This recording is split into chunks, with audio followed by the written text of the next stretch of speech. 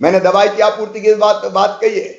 एक बात और कही है, कालाबाजारी किसी भी कीमत पर ना हो।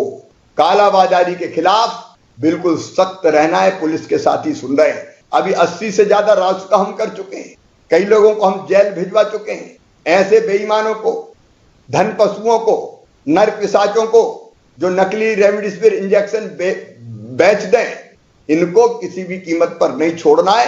ये तो हत्या से भी भयानक अपराध है और इसलिए इस पर भी नजर रखना है। हमने ये भी तय किया है, ये आपका काम है जिले की क्राइसिस मैनेजमेंट कमेटी का, कि जो तय दरें हैं उससे ज्यादा कोई अस्पताल जनता से पैसा वसूल ना करे। हमने यहाँ कमेटी बनाई है और जनता को भी कहा कि आप शिकायत कीजिए। शिकायत के बाद कार्रवाइयां होती है और आपने देखा कि लाखों रुपया अलग अलग शहरों में उन अस्पतालों से हमने वापस करवाया है। एक तरफ प्राइवेट ऐसे अस्पताल है जो बहुत सेवा के भाव से काम कर रहे हैं, दूसरी तरफ ऐसे भी लोग हैं जिनने दिक्कत देने की कोशिश की है। जो सेवा के भाव से काम कर रहे हैं उनको हम प्रणाम करते हैं, लेकिन जिन्होंने गड़बड़ की है उनको हम छोड़ेंगे नहीं, वो ये समझ ले। अब जिले के क्राइसिस मैनेजमेंट ग्रुप को एक काम और करना है।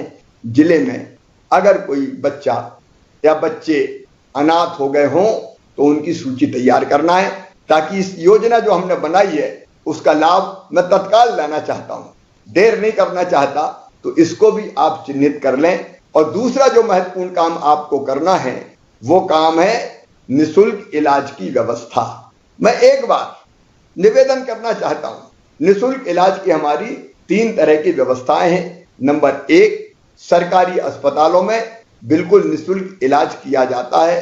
नंबर 2, कोविड के लिए जो अनुबंधित अस्पताल है, मतलब प्राइवेट अस्पताल को पैसा हम देते हैं और हम कहते हैं मरीजों का इलाज आप करो, ऐसे अस्पताल बड़े शहरों में हमने चिन्हित कर रखे हैं। उन अस्पतालों की आपको जानकारी है। और नंबर 3 जो योजना हमने बनाई, इन तीनों को मिला के मुख्यमंत्री कोविड उपचार योजना है। वो योजना है कि जितने भी हमारे आयुष्मान कार्डधारी है, आयुष्मान कार्डधारी, और उसमें हमने लिबरल किया है। मैं एक बार अपने विधायक मित्रों को भी बताना चाहता हूं कि अगर किसी परिवार में एक आयुष्मान कार्ड है तो बाकी सभी सदस्यों के तत्काल आयुष्मान कार्ड बना दिए जाएंगे और उनका इलाज निशुल्क किया जाएगा।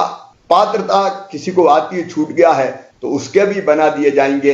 अपनी कोशिश ये है मित्रों कि संकट के समय गरीबों का, मध्यम वर्गीय, निम्न मध्यम वर्गीय बहनों और भाइयों का इलाज हम निशुल्क करवा पाए।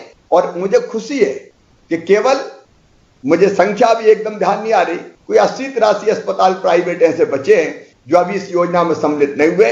बाकी सारे अस्पतालों ने, क्योंकि हमने अच्छा पैकेज दिया है, 5,000 रुपया पर डे, 7,000 रुपया पर डे, अलग अलग तरह के जो पलंग है उनके लिए, और एकदम जो आइसोलेशन बेड है उनके लिए अलग है। वो रेट मैं नहीं बता रहा, वो लिखा हुआ आपको मिल जाएगा, लेकिन ये पैकेज अस्पतालों को दे रहा है।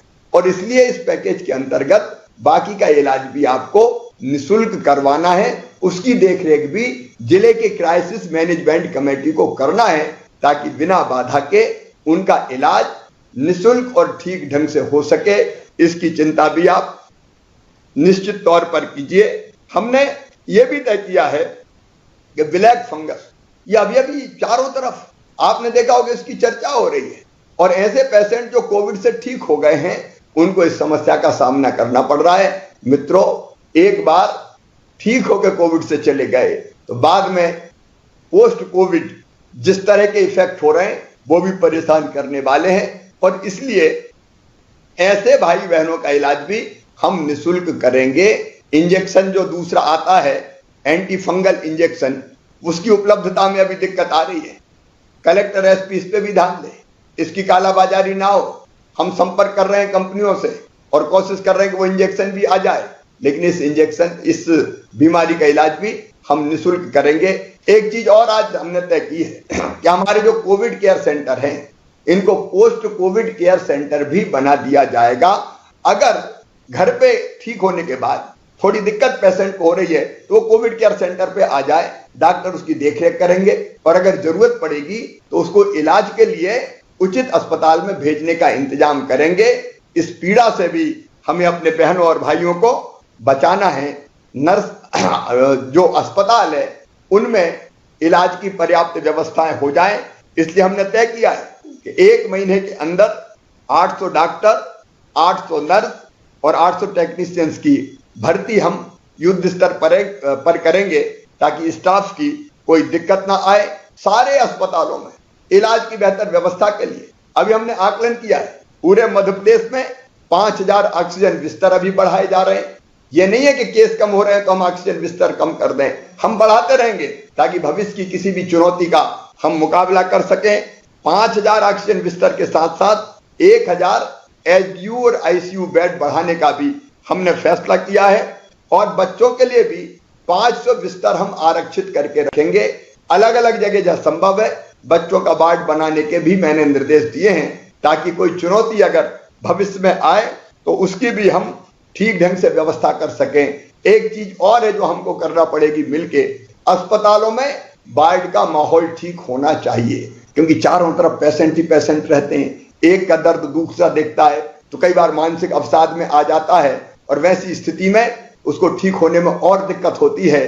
तो उस अस्पताल के वार्डों का भी हम ठीक प्रबंधन कर सकें, ये सुझाव मेरे पास कई जगह से आए हैं।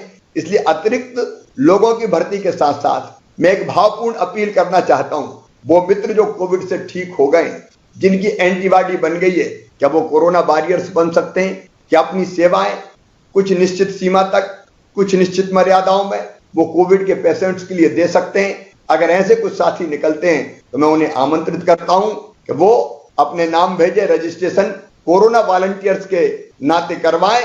हम उनकी ड्यूटी भी लगाने का प्रयास कर सकेंगे ताकि हमारे बाकी जो पेशेंट्स है उनका इलाज हम सुनिश्चित कर सकें। हमारे जो कोरोना वॉरियर्स काम कर रहे हैं, डॉक्टर्स, नर्स, पैरामेडिकल स्टाफ, उनको बाद में सम्मान करने का और एक मुश्त सम्मान निधि देने की भी एक योजना मैं बना रहा हूं।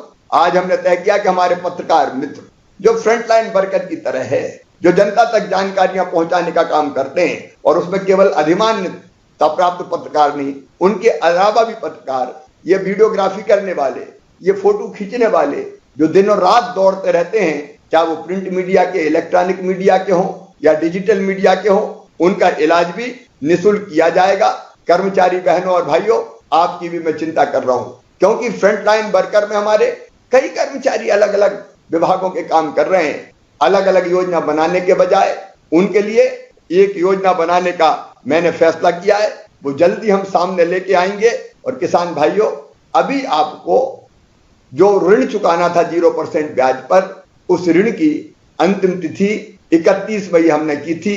अब 30 जून तक भी वो 0% ब्याज पर अपने ऋण की अदायगी कर पाएंगे।